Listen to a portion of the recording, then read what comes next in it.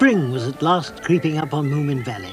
Moomin Mama and Moomin Troll were waiting for Moomin Papa to wake up from his winter sleep. So Moomin Troll begged Moomin Mama to tell him more about her dream about the lighthouse. Well, she said, I didn't like the rocky island, so I decided to do something cheerful to remind me of Moomin Valley. Moomin Mama began to draw flowers all over the wall and became so interested she was surprised when the others returned. There's a wind getting up, announced Moomin Papa. Storm brewing. Right, I'm going to bed. Put the blankets over my head, said Little Mai. Then I won't know anything about it.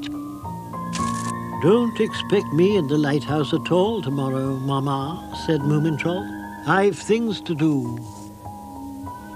I must work on my book tomorrow, my dear, and then there's fishing, you know, so I won't be in either, said Moomin Papa.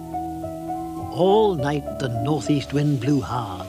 The little rose bush stood no chance against it.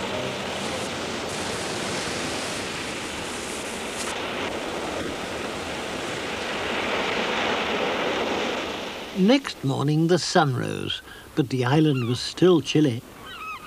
Moomin Mama had never in her life felt so lonely. Everything she loved had been left behind in Moomin Valley. So she returned to her painting.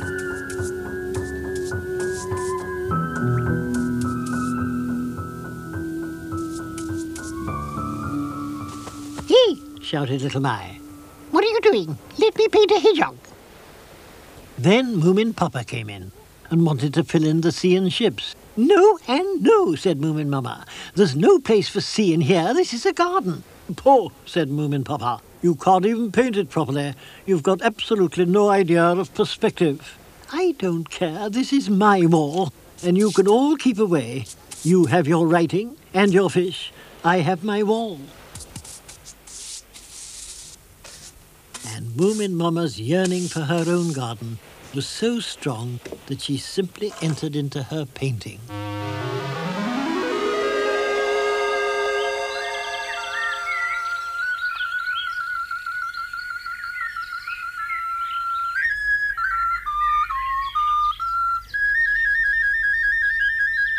But outside on the island, strange things were happening.